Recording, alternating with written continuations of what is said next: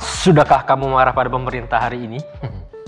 Tapi meskipun kamu marah sama pemerintah hari ini, jangan lupa makan enak. Tapi ngomong-ngomong soal enak dan makanan enak, ada satu komponen yang sering kali diasosiasikan dengan rasa enak.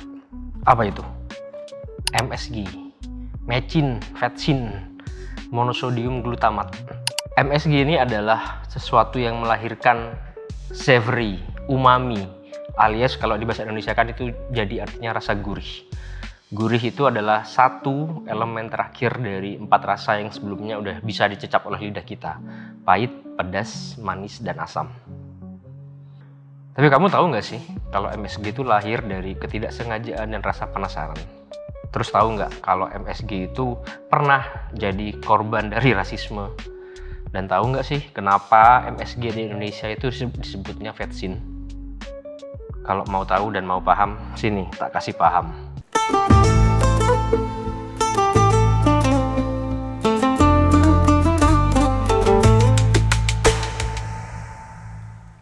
Jadi tahun 1907, Kikunai Ikeda, seorang profesor di Tokyo, itu sedang makan bareng keluarganya.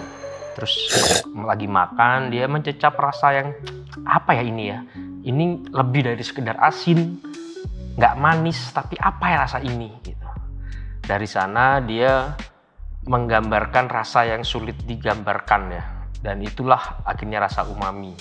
Rasa itu lahir dari kaldu yang berbahan dasar kombu alias rumput laut kering dan katsuobushi, yaitu serutan ikan.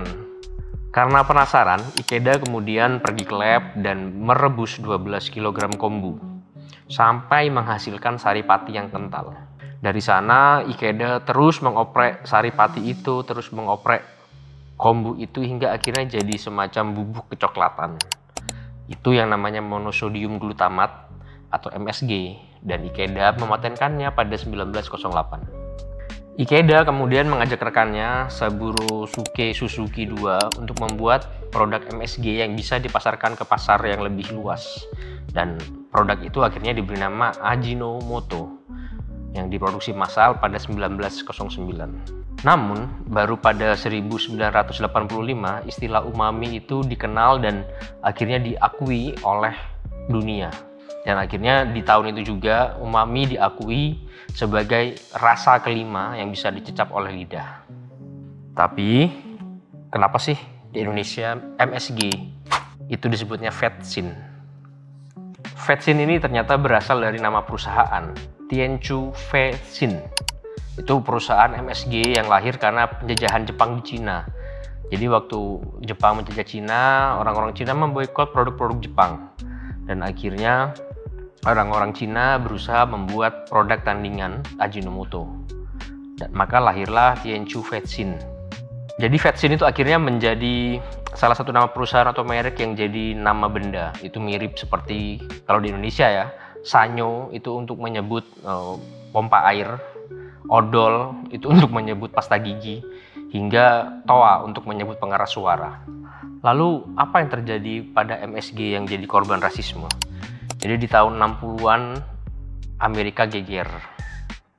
Jadi ada satu penyakit baru yang disebut sebagai sindrom restoran Cina.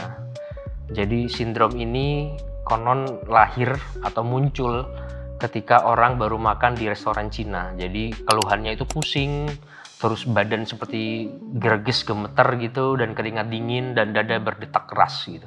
Lalu orang-orang memperkirakan itu adalah efek dari MSG. Maka sejak saat itu lahirlah semacam antipati dan juga stigma bahwa MSG itu adalah produk yang tidak sehat dan bikin kita jadi mengalami penyakit-penyakit yang tidak menyenangkan. Tapi pada akhirnya sindrom restoran Cina ini terbukti hoax gitu ya, dan akhirnya sampai sekarang berbagai lembaga yang berkaitan dengan keamanan pangan itu menyatakan MSG itu aman untuk dikonsumsi. Tapi tentu saja dikonsumsi dalam jumlah yang moderat ya, karena apapun yang berlebihan itu tidak akan pernah jadi baik. Dan meski begitu, MSG sampai sekarang walaupun aman dan dipakai di mana-mana masih sering dijadikan ledekan seperti lu generasi mecin lu anak-anak vetsin lu. Nah, kamu termasuk nggak orang-orang yang pakai istilah itu?